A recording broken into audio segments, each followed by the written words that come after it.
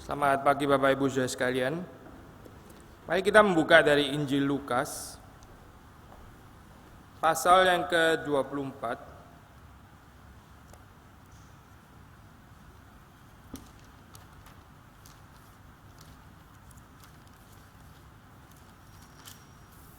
Mari kita membaca ayat pertama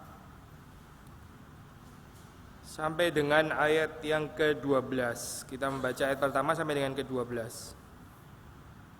Jadi kita bisa mengulangi lagi dari pasal 23 ayat 56b. 23 ayat 56b, 24, 1 sampai 12. Saya membaca bersama dengan saudara, kita membaca bergantian antara ganjil dan genap. Saya baca terlebih dahulu yang 56, lalu saudara melanjutkan ayat 1. Dan pada hari Sabat mereka beristirahat menurut hukum Taurat. Tetapi pagi-pagi benar, pada hari pertama minggu itu mereka pergi ke kubur membawa rempah-rempah yang telah disediakan mereka. Mereka mendapati batu sudah terguling dari kubur itu, dan setelah masuk mereka tidak menemukan mayat Tuhan Yesus. Sementara mereka berdiri termangu-mangu karena hal itu, tiba-tiba ada dua orang berdiri dekat mereka memakai pakaian yang berkilau-kilauan. Mereka sangat ketakutan dan menundukkan kepala, tetapi kedua orang itu berkata kepada mereka, "Mengapa kamu mencari Dia yang hidup di antara orang mati? Ia tidak ada di sini, Ia telah bangkit. Ingatlah apa yang dikatakannya kepada kamu ketika Ia masih di Galilea, yaitu bahwa anak manusia harus diserahkan ke tangan orang-orang berdosa dan disalibkan dan akan bangkit pada hari yang ketiga." Maka teringatlah mereka akan perkataan Yesus itu. Dan setelah mereka kembali dari kubur itu, mereka menceritakan semuanya kepada 11 murid dan kepada semua saudara yang lain. Perempuan-perempuan itu ialah Maria dari Magdala dan Yohana dan Maria ibu Yakobus dan perempuan-perempuan lain juga yang bersama-sama dengan mereka memberitahukannya kepada rasul-rasul. Tetapi bagi mereka perkataan-perkataan itu seakan-akan omong kosong dan mereka tidak percaya kepada perempuan-perempuan itu. Sungguh pun demikian Petrus bangun, lalu cepat-cepat pergi ke kubur. Ketika ia menyenguk ke dalam, ia melihat hanya kain kapan saja. Lalu ia pergi dan ia bertanya dalam hatinya, apa yang kiranya telah terjadi. Mari kita berdoa. Tuhan, kami bersyukur karena Engkau sudah bangkit mengalahkan kuasa dosa, kuasa kematian dan kuasa diri. Kami berdoa supaya Tuhan memberkati perenungan pada pagi hari ini. Tuhan yang mau menyucikan hamba-Mu dan juga setiap daripada kami dengan kuasa firman Tuhan dan kehadiran Tuhan di tengah-tengah kami boleh sekali lagi memberikan kepada kami pengharapan, kekuatan, penghiburan, penyegaran, pertolongan dan anugerah Tuhan. Kiranya Engkau memberkati saat-saat perenungan ini, memberi kepada kami kekuatan dan satu kerendahan hati, bahkan kehausan juga untuk mendengar kebenaran firman-Mu. Terima kasih Tuhan, demi Yesus Kristus kami berdoa dan kami bersyukur. Amin. Saudara, cerita kebangkitan ini adalah satu cerita yang segera menyusul setelah kematian. Tapi waktu kita membaca di dalam bagian yang dicatat oleh masing-masing penginjil, termasuk juga Lukas, kita akan mendapati bahwa tidak ada satupun, sekali lagi, orang-orang atau jemaat daripada atau jemaat mula-mula atau termasuk juga murid-murid yang pertama yang mempersiapkan diri atau yang mereka mempunyai satu pengharapan bahwa itu akan terjadi di dalam kehidupan mereka. Ini adalah sesuatu yang di luar, beyond mereka punya pengharapan dan mereka punya pemikiran, mereka punya pembacaan terhadap realita. Di dalam beberapa minggu yang lalu sudah kita membaca bahwa di tengah-tengah keadaan yang nyaris seperti nggak ada pengharapan lagi, maksudnya di dalam saat Yesus sudah mati, dia di atas kayu salib, semua pengharapan mereka menjadi sirna, seperti nggak ada sesuatu lagi yang baik yang mereka bisa harapkan. Kita membaca bagaimana Lukas mencatat dengan hati-hati bahwa mereka tetap observing hari Sabat, mereka tetap datang beribadah. Segala sesuatu di dalam kehidupan kita sekali lagi sudah bisa berubah, semuanya nggak stabil, nggak bisa dipredik. Segala sesuatu yang kita rencanakan nggak sesuai dengan apa yang akan terjadi di dalam kehidupan kita. Dan di tengah gambaran seperti ini, hari Sabat betul menjadi satu perhentian, menjadi satu peristirahatan bagi kita. Karena di dalam hari Sabat itu tidak berubah. Tuhan sekali lagi mengundang kita untuk beribadah kepada Dia. Tuhan sekali lagi memberikan kepada kita firman Tuhan. Kita sekali lagi boleh memuji Dia, kita boleh berdoa, kita bersekutu dan kita berjumpa dengan saudara-saudara yang lain yang juga beribadah kepada Tuhan. Sekali lagi ini memberikan satu jangkar di dalam kehidupan ya, yang menjadi antisipasi daripada perjumpaan kita dengan Tuhan sendiri kelak waktu kita suatu saat akan dipanggil pulang kembali kepada Dia.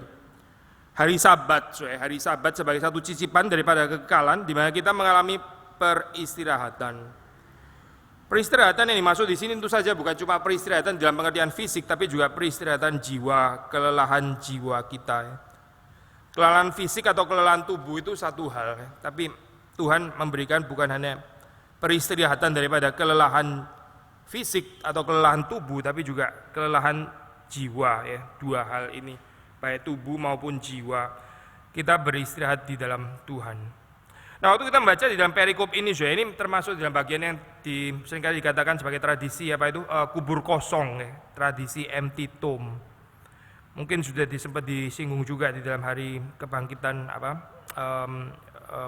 yang lalu, yaitu Saudara Jethro yang membahas bagian ini ya. Ada beberapa tradisi tentang cerita kebangkitan dan ini adalah salah satunya, yaitu tentang kubur yang kosong. Berita tentang kubur yang kosong saja saya tidak menjamin adanya fakta kebangkitan yang pasti ya. Paling sedikit ada dua, kalau kita nggak mau mengatakan tiga, yaitu di dalam catatan Alkitab tentang berita kebangkitan. Ya, ini pertama tentang tradisi kubur kosong, lalu kedua tentang kesaksian dari para murid yang disertai juga pengalaman appearances atau penampakan-penampakan yang mereka alami, dan bukan cuma satu dua orang tapi beberapa. Dan juga yang ketiga seperti yang kita baca di dalam bagian ini adalah bagaimana mereka mengingat perkataan Yesus ya, pre-Easter Jesus, sebelum dia mati. Tiga tradisi itu ya. Sekali lagi ya, empty tomb, lalu setelah itu appearances atau penampakan, dan kemudian adalah ingatan mereka tentang perkataan Yesus sebelum Yesus naik ke atas kayu salib. Tapi kita membaca di dalam bagian ini, perikop 24 ini, mereka sekali lagi waktu pagi-pagi benar ini hari Sabat sudah lewat, mereka tetap menjalankan kegiatan itu seperti biasa ya.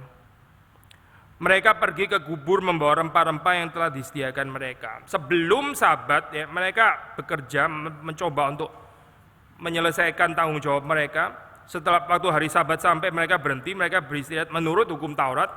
Dan setelah hari Sabat mereka kembali bekerja lagi membawa rempah-rempah yang telah disediakan.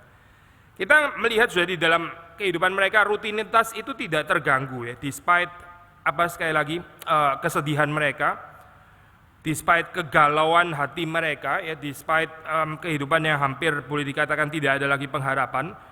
Tapi ada kekuatan hari Sabat yang membawa mereka untuk bisa menjalani rutinitas itu di dalam kekuatan dan di dalam anugerah Tuhan. Sekali lagi ya, banyak orang di dalam saat-saat seperti ini menjadi depressed, menjadi enggan untuk melakukan segala sesuatu. Lalu terus ya sudah hidup nggak usah apalagi toh juga Yesus sudah nggak ada. Ya, semua yang kita rencanakan semuanya juga sudah buyar. Lalu bagaimana ya, sudah kita tidur-tiduran saja. Kita nggak usah melakukan apa-apa lagi. Kita cuma tinggal kapan kita akan ketemu lagi dengan Tuhan. So nggak usah kerja lagi dan sebagainya, karena semua pengharapan sudah sirna. Tapi kita melihat itu bukan kehidupan para murid ya, meskipun mereka cukup punya alasan untuk itu. Di dalam bagian-bagian yang lain kita memang membaca ada murid-murid yang kembali lagi di dalam kehidupan mereka sebagai nelayan dan sebagainya. Tapi ini kita konsentrasi di dalam catatan yang ada pada Lukas. Mereka ya di sini dikatakan membawa rempah-rempah ya, seperti yang biasa dilakukan untuk diberikan kepada mayat yang baru saja meninggal. Tapi dalam ayat 2 kemudian kita segera membaca bahwa batu sudah terguling dari kubur itu. Sesuatu yang jelas mereka nggak bisa bayangkan, sesuatu yang di luar pemikiran mereka ya, sesuatu yang nggak sesuai dengan apa yang mereka rencanakan, sesuatu yang tidak sesuai dengan apa yang mereka pikirkan dan bayangkan. Ada sesuatu yang membuat mereka sebetulnya nggak bisa melihat pembacaan realita yang baru ini, yaitu kata sederhana waktu dikatakan dalam ayat ketiga bahwa mereka tidak menemukan mayat Tuhan Yesus. Mayat itu ya mayat, mayat itu bukan Tuhan Yesus ya, karena Tuhan Yesus kan sudah bangkit. Saya pernah share kepada saudara, saya lupa di tempat ini atau tempat yang lain ya, ada orang, mungkin di tempat yang lain ada orang mencoba untuk menghitung nilai manusia itu berdasarkan komposisi komposisi tubuhnya gitu ya. Jadi jiwa kan nggak bisa dihitung ya. Menghitung jiwa kan susah saya. Jadi menghitung tubuhnya manusia berdasarkan dagingnya dan sebagainya dan seterusnya. Terus habis itu kalau dijual itu berapa? Saya lupa figurnya. Tapi murah sekali saya. Satu manusia itu harganya murah sekali gitu. Mungkin lebih mahal babi sama kambing kali, nggak tahu, karena lebih banyak dicari orang ya daripada manusia, siapa yang mau makan gitu. Itu apalagi kalau sudah jadi abu ya, nggak usah ngomong lagi lah ya, kalau sudah dibakar gitu, lebih nggak ada lagi harganya. Manusia itu jelas bukan hanya tubuhnya, meskipun manusia eksistensi itu termasuk tubuhnya juga. Tapi jelas manusia nggak bisa direduksi hanya berdasarkan keadaan tubuhnya ya.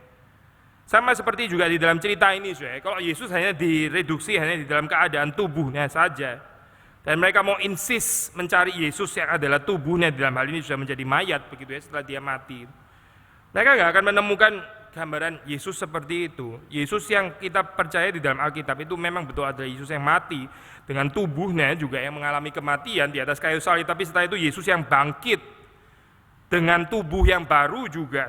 Tapi di sini yang mereka lihat adalah keadaan tubuh yang masih mati, keadaan tubuh yang masih rusak dan sebagainya. Dan mereka berkonsentrasi di dalam bagian ini mencari mayat Tuhan Yesus. Sekali lagi Yesus itu bukan mayat ya, cuma mayat ya. Dan bukan cuma jasad daripada Tuhan Yesus, yang lain, mayat yang lain juga banyak. Tapi kekristenan nggak membicarakan mayat, kekristenan tidak membicarakan tentang tubuh yang sudah rusak setelah kematian itu, tidak gitu. Tapi membicarakan kebangkitan, membicarakan pengharapan yang terjadi setelah peristiwa kebangkitan ini. Maka waktu kita membaca, kita melihat ada dua di sini cara dua orang berdiri. Kita tahu itu dua malaikat ya, yang dipakai Tuhan untuk menjadi saksi, mengingatkan mereka di dalam peristiwa kebangkitan ini. Menarik kalau kita melihat di dalam penulisan di dalam Injil ya, waktu Yesus lahir disertai dengan adanya malaikat yang memberitahukan pengumuman itu kepada para gembala.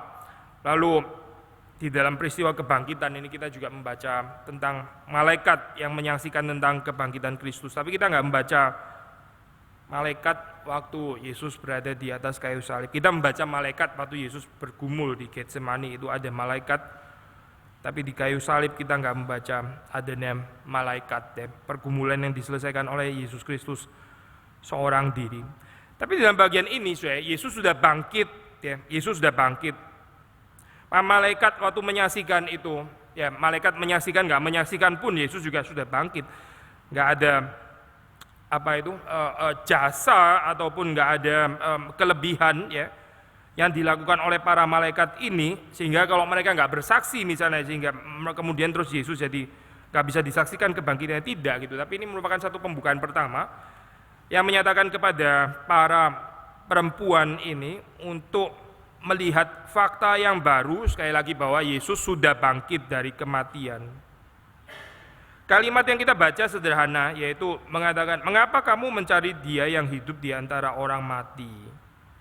Mengapa kamu mencari Dia yang hidup di antara orang mati?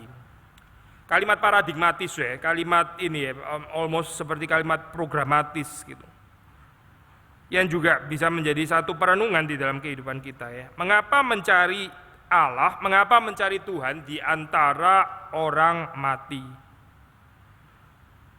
Yesus sudah bangkit, tapi yang ada di dalam pikiran mereka adalah bagaimana untuk mencari mayat Yesus di antara orang mati. Di dalam kehidupan kita, kita juga seringkali berpikir seperti ini di dalam hal ya, mencari Tuhan di tengah-tengah keadaan yang nggak ada pengharapan. mencari Tuhan di tengah-tengah keadaan kita yang seperti nggak ada lagi masa depan, ya. Lalu kita mencari Tuhan di sana. Tuhan nggak ada di situ. Dan ini bukan pelarian, waktu kita percaya kepada kebangkitan itu bukan merupakan satu iman yang melarikan diri daripada realita yang nggak ada pengharapan, tidak. Karena kekristenan bukan mengajarkan escapism, ya, bukan gitu, bukan mengajarkan kita untuk melarikan diri, tidak gitu. Tapi yang lebih betul adalah pembacaan kita terhadap realita itu sangat dikuasai oleh dunia yang kelihatan. Sekali lagi ya, pembacaan kita terhadap realita hidup itu sangat dikuasai oleh dunia yang kelihatan. Dunia yang kelihatan di sini yaitu Yesus mati mestinya ada mayat begitu kan ya, itu dunia yang kelihatan. Lalu kalaupun dilihat di situ mayat nggak ada, itu juga termasuk dunia yang kelihatan, kubur kosong. Tuhan kasihan ya kepada kita, karena kita bagaimanapun juga masih terlibat di dalam dunia yang kelihatan begitu kan. Maka memberikan kesaksian kubur kosong ini setidaknya secara palpable ya, secara apa itu kasat mata. Murid-murid tidak menyaksikan adanya mayat yang ada di sana. Itu kan something yang very palpable, sesuatu yang sangat bisa diakses oleh indera kita waktu dilihat betul-betul nggak ada di situ mayatnya. Tapi ini juga bukan merupakan satu pengharapan yang pasti di dalam arti bahwa berdasarkan kubur kosong lalu terus habis itu tarik kesimpulan bahwa Yesus sudah pasti hidup, tidak begitu ya. Saya nggak tahu di sini ada lagu ini nggak, mungkin nggak ada ya, minggu lalu kali ya. Lagu nomor 4, Saudara membaca di dalam ayat yang pertama ya, ayat yang ke-1 ya, itu sebelum ref. Di situ dikatakan kubur kosong nyatakan Tuhanku hidup. Atau dalam bahasa Inggris ya, the empty tomb is there to prove. Ya, begitu kalau saya nggak salah ingat ya, kubur kosong itu empty tomb itu is there to prove bahwa ya Yesus itu hidup gitu. Sebetulnya empty tomb is not to prove bahwa Yesus hidup, karena kita nggak membangun iman kita berdasarkan apa yang dilihat mata saja begitu ya. Melengkapi betul, melengkapi itu betul. Tapi nggak cukup hanya dengan tradisi kubur kosong, lalu terus habis itu kita membangun iman kita bahwa Yesus itu bangkit. Saya pikir perkataan tersebut didukung juga oleh ayat-ayat Alkitab ya, terutama adanya kesulitan-kesulitan, keraguan-raguan yang timbul daripada para murid. Kubur kosong, tapi mereka enggak langsung percaya, tidak gitu. Masih ada pergumulan, masih ada kesulitan. Kita enggak bisa membangun iman kita hanya berdasarkan melihat apa yang kita lihat oleh indera itu ya, enggak bisa, Dan juga cerita kebangkitan bukan hanya ditulis berdasarkan tradisi ini satu-satunya kubur kosong terus setelah itu semua orang harusnya percaya begitu. Saya pernah mengatakan kepada saudara ya, kalaupun Yesus mau pakai cara ini pasti bukan cara yang paling efektif. Kubur kosong memang lumayan mencengangkan gitu, tapi bisa menuju kepada berbagai macam kesimpulan kan ya. Kubur kosong, jangan-jangan gua salah address begitu kan ya. Mungkin GPS-nya lagi rusak begitu, makanya saya nyasar ke kuburannya orang lain yang memang bukan kuburan orang lain, memang nggak pernah ada kuburan di situ, kuburan yang baru yang nggak pernah ada mayat, makanya kosong begitu kan pernah ada catatan seperti itu juga kan saya. Bukan catatan itu, catatan yang ada dalam firman Tuhan adalah yang kedua, yaitu bahwa mayatnya dicuri. Mayat dicuri kan juga kosong sudah kuburannya. Kalau mayat betul dicuri kan memang kosong kuburannya. Jadi kubur kosong apakah membutuhkan Yesus hidup? Tidak. Kubur kosong bisa mereka salah masuk, kubur kosong bisa saja mayatnya memang betul-betul dicuri gitu, tapi sebenarnya Yesus nggak bangkit. Maka Alkitab waktu menyajikan peristiwa kebangkitan ini hati-hati sekali ya, nggak sekedar menyatakan tradisi kubur kosong, terus habis itu dengan agak sedikit sembrono seperti lagu ini mengatakan kubur kosong menyatakan Tuhanku hidup ya. Atau membuktikan, bahkan di dalam bahasa Inggris ya, kubur kosong membuktikan bahwa Tuhanku hidup. Itu iman yang gegabah sekali begitu. Kubur kosong nggak otomatis membuktikan Yesus hidup. Yesus hidup perlu ada kubur kosong, itu betul. Tapi kubur kosong pasti membutuhkan Yesus hidup nanti dulu, itu iman yang ceroboh sekali sebetulnya. Maka di dalam bagian ini, Alkitab memberikan kepada kita gambaran, ya, bukan hanya kubur kosong. Karena kalau ada kubur kosong, kayak untuk apa ada malaikat di sini? Malaikat ini mengatakan kalimat yang tidak kalah penting dibandingkan dengan kesaksian kubur kosong yang jelas-jelas mereka lihat memang betul-betul kosong di situ. Tapi mengatakan kalimat ini paradigmatis. Mengapa kamu mencari dia di antara orang mati? Kamu tenggelam di dalam pencarianmu, ya, di dalam dunia yang kelihatan, ya. Lalu kamu tetap berada di dalam kontinuitas kematian Kristus, tidak tahu bahwa dia itu sebetulnya sudah bangkit. Lalu terus menjalani kehidupan sehari-hari, memang betul sih di dalam realitas, di dalam rutinitas, ya.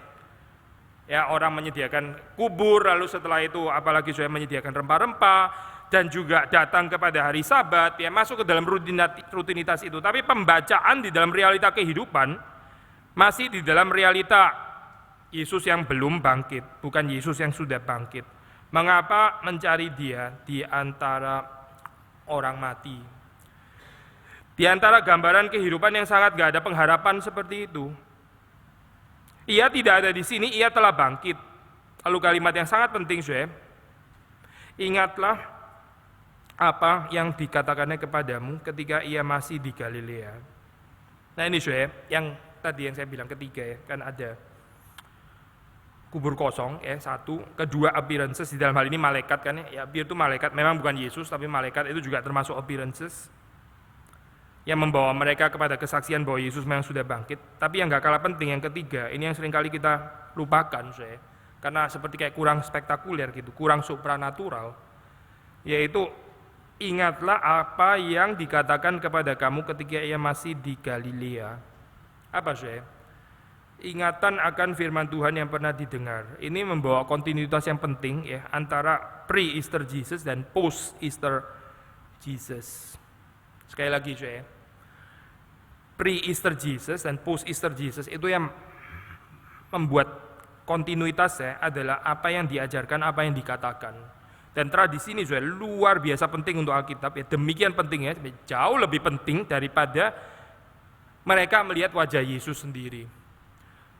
Buktinya, saya, di dalam perikop berikutnya, saya kalau nggak salah ingat sudah pernah dibahas di sini, ya, saya lupa, mulai ayat 13 dan seterusnya itu yang dua orang murid berjalan ke Emmaus, ya. Kan mereka bercakap-cakap dengan Yesus, gitu. Tapi sebetulnya mereka tidak mengenal Yesus, kan, ya. Kita nggak percaya di situ. Alkitab nggak mengatakan karena Yesus lagi pakai kerudung lah atau helm lah atau apa sampai mereka nggak bisa melihat muka Yesus begitu, ya. Terus begitu dibuka, Ciluba ini aku gitu misalnya, nggak ada cerita itu, saya. Mereka bukan kecelik, mereka bukan salah karena mereka nggak melihat muka Yesus, bukan karena Yesus tadinya jenggotan terus sekarang jadi cukuran lah, terus habis itu atau make up apalah dan sebagainya. Itu semua excluded cerita seperti itu di dalam Alkitab. Yang ada adalah mereka betul-betul nggak bisa mengenal wajah Yesus. Berarti, cerita kebangkitan itu bukan pengenalan wajah. Kontinuitas pre-Easter dan post-Easter itu bukan dikaitkan dengan penampakan daripada wajah Yesus sama, oh kamu tuh ternyata begitu, panggling aku gitu misalnya, ya.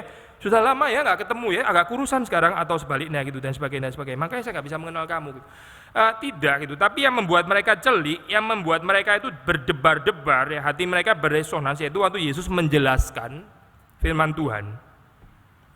Waktu Yesus mengatakan firman Tuhan kepada mereka, menjelaskan dari kitab nabi-nabi dan sebagainya. Itu yang membuat mereka akhirnya mengenal ini kok seperti pernah dengar, ya. Apa ya ini? Hati mereka berdebar-debar dan waktu Yesus memecah-mecah roti, mengucap syukur, mengucap berkat dan membagikan kepada mereka. Mereka celik pada saat itu. Karena ini connect dengan karya yang dilakukan di dalam periode pre-Easter Jesus, yaitu yang dia memberi makan 5.000 orang, yang dia mengatakan bahwa inilah tubuhku, ya, yang dengan memecahkan roti. Sebelum dia naik ke atas kayu salib, itu connect dengan tradisi ini, saudara. Maka sekali lagi, saudara, balik kepada bagian ini. Apa yang membuat mereka akhirnya yakin bahwa Yesus betul-betul bangkit, ya, di dalam proses ini?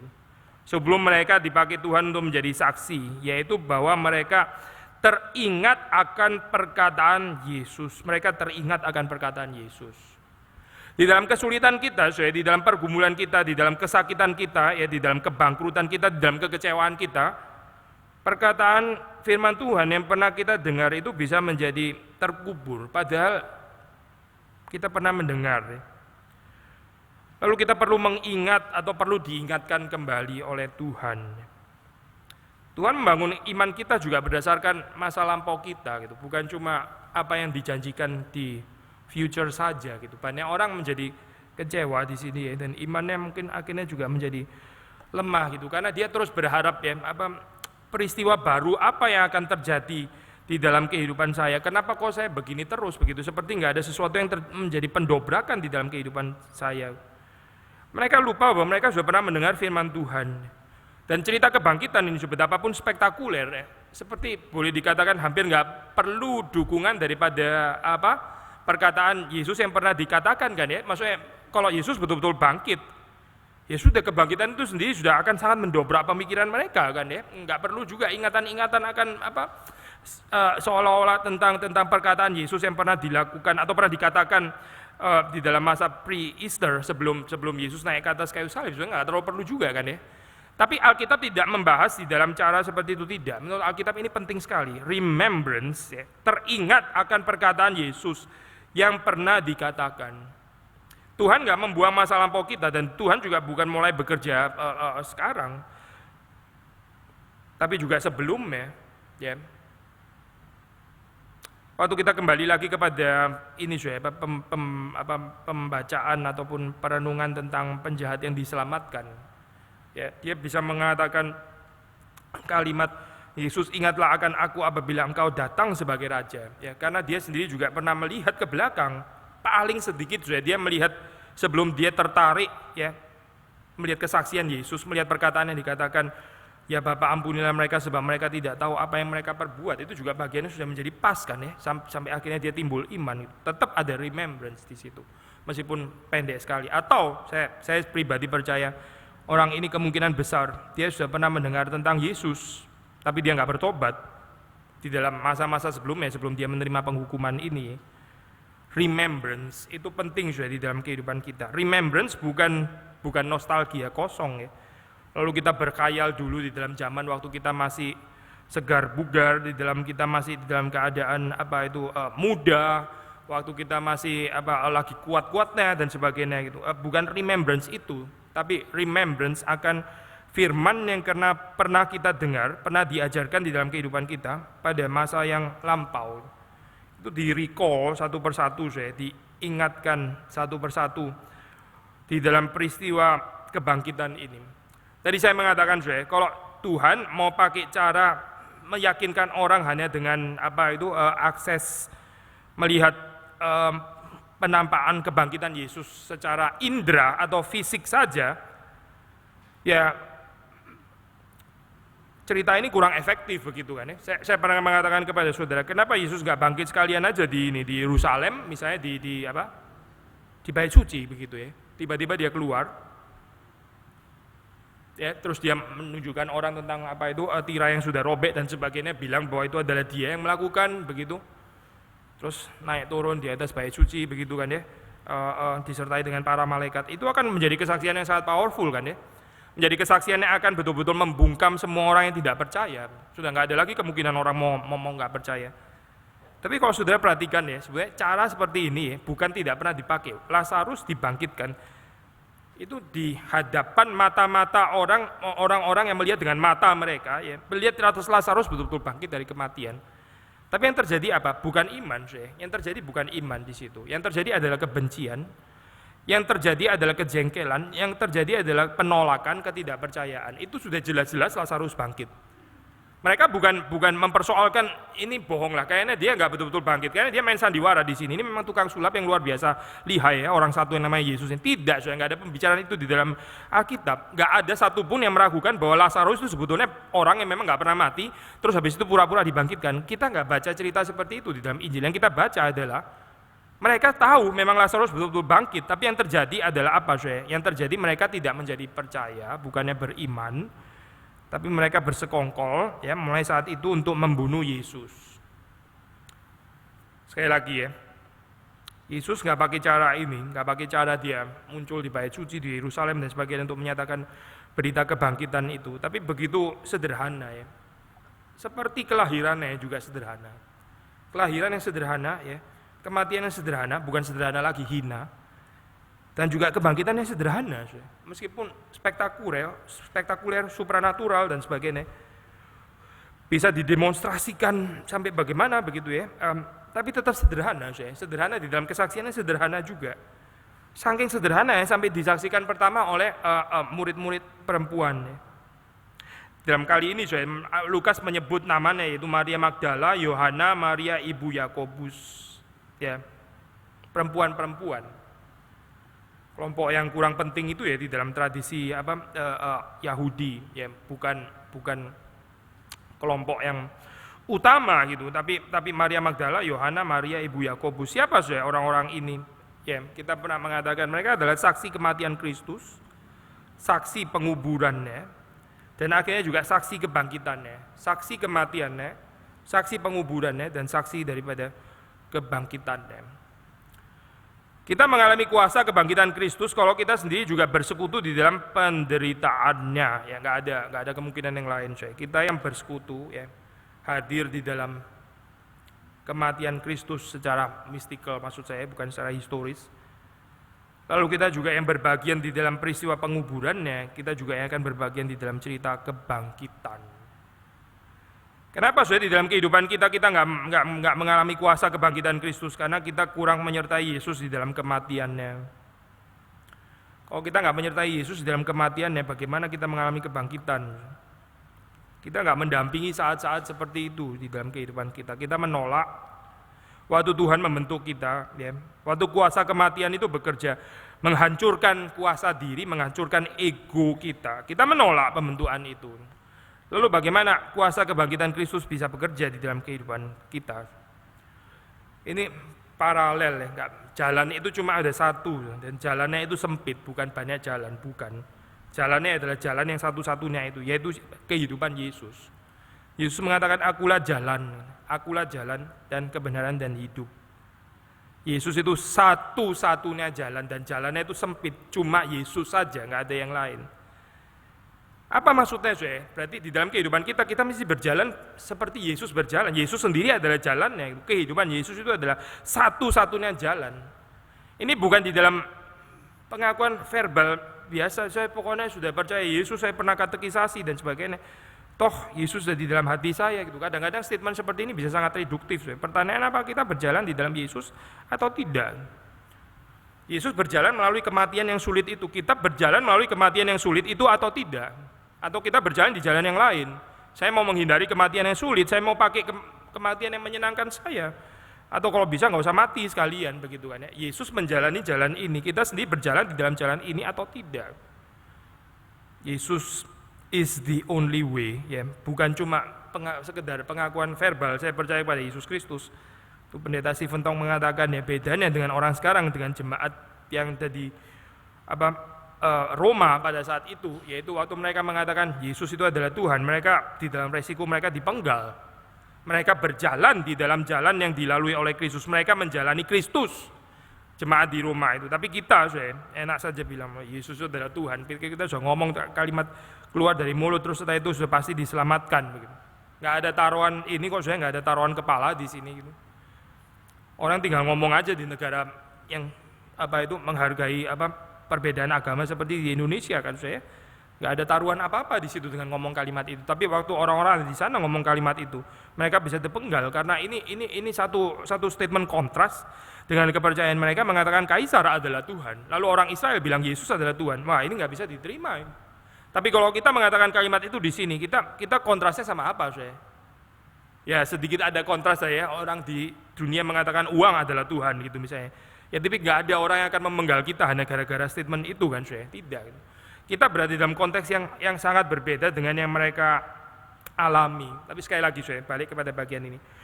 Perempuan-perempuan ini adalah mereka yang menjalani peristiwa kematian, penguburan, ya, dan sekarang mereka adalah kelompok yang pertama yang juga diizinkan Tuhan, diberikan hak istimewa untuk menyaksikan peristiwa kebangkitan Kristus. Mereka menceritakan semuanya itu kepada 11 murid dan kepada saudara yang lain, perempuan-perempuan itu. Tapi bagi mereka perkataan itu seakan-akan omong kosong dan mereka tidak percaya kepada perempuan-perempuan itu.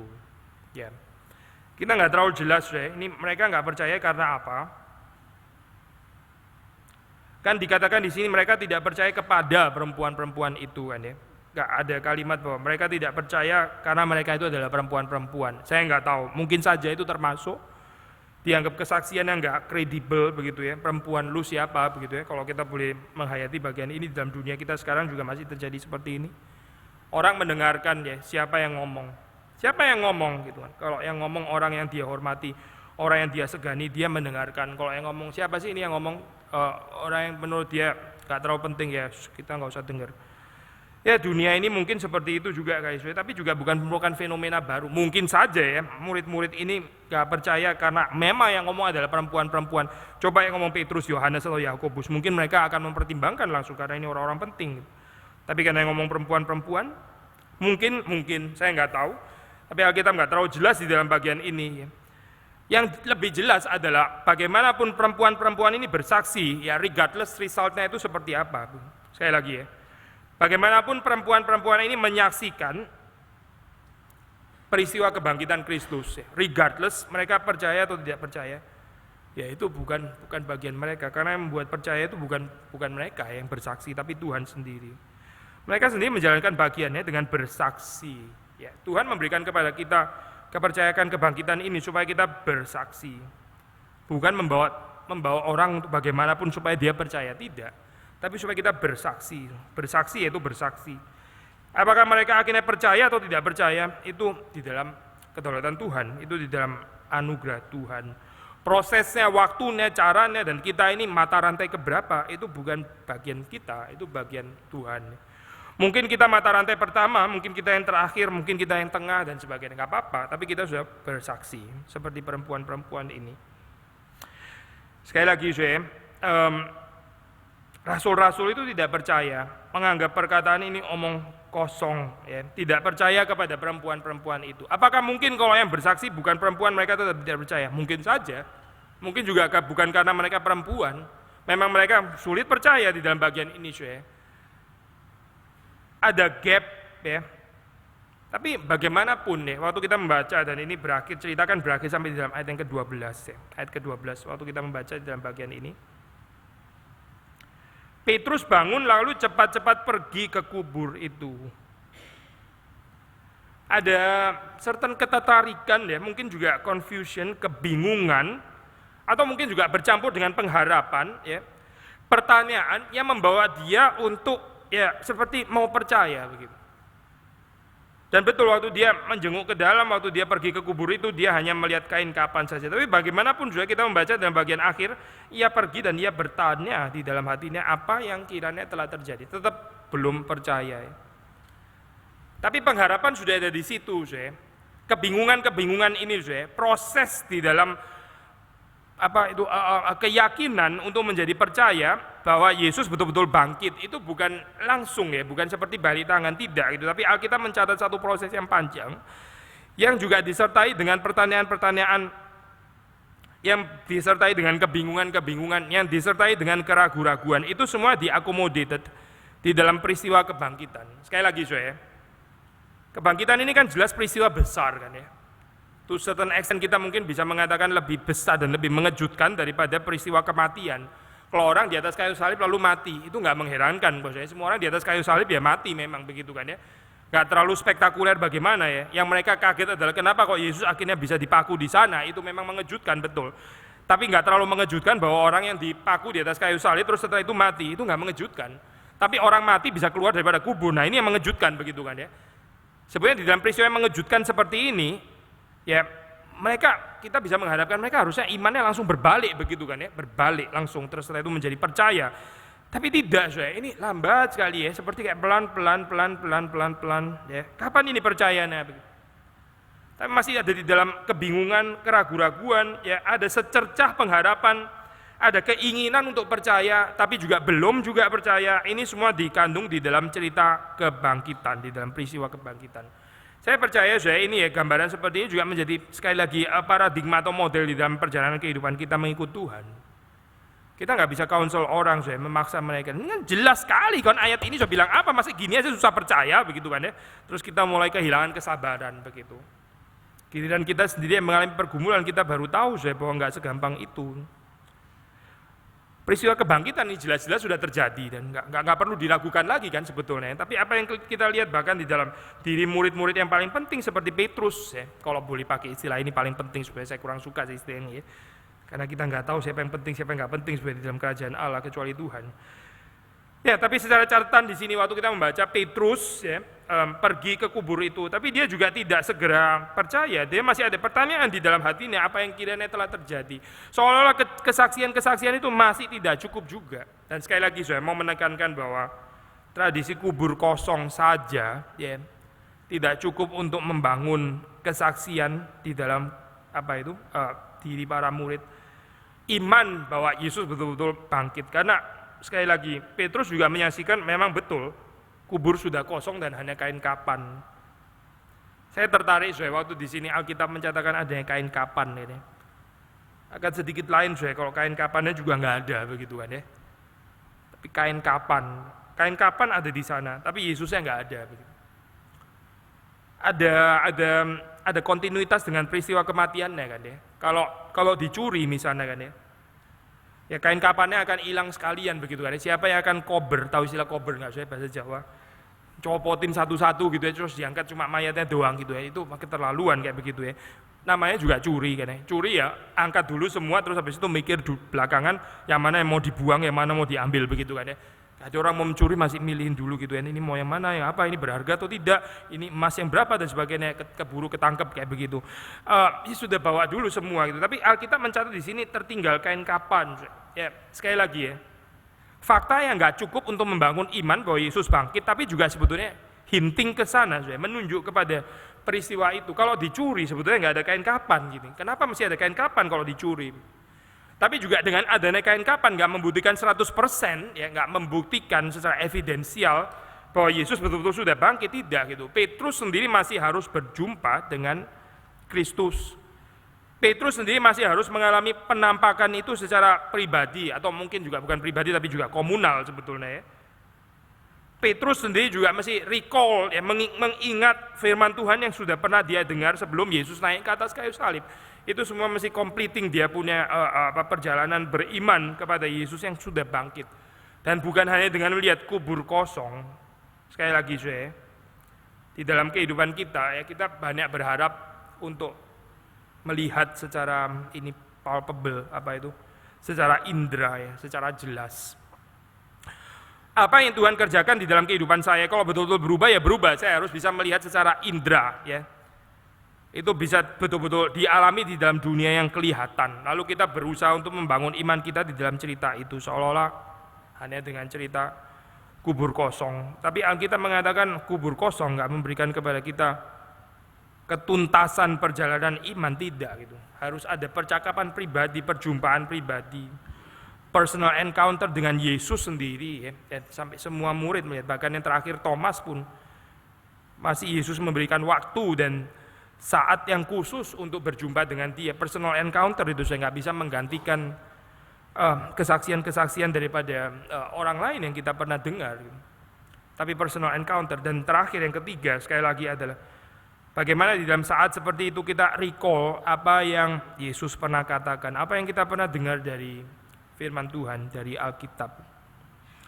Kita nggak bisa di dalam kesulitan, ya, di dalam kesukaran terus mendadak lupa semua, seperti kayak semua yang saya percaya sudah nggak ada artinya dulu, tidak gitu.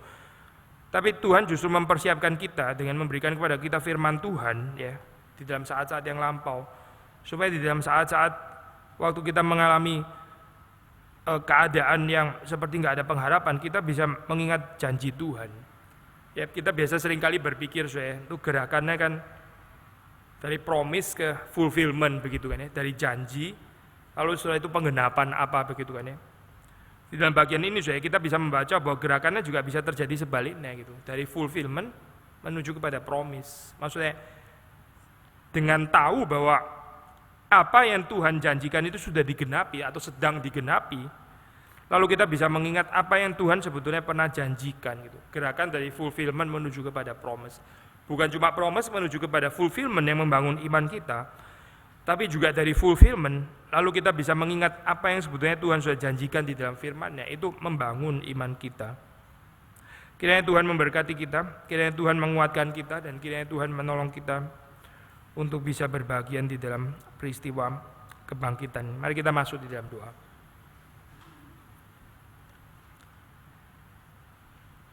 Tuhan, kami bersyukur untuk Engkau yang sudah bangkit, Engkau yang sudah mati, dan memberikan kepada kami iman, penyataan, kepercayaan.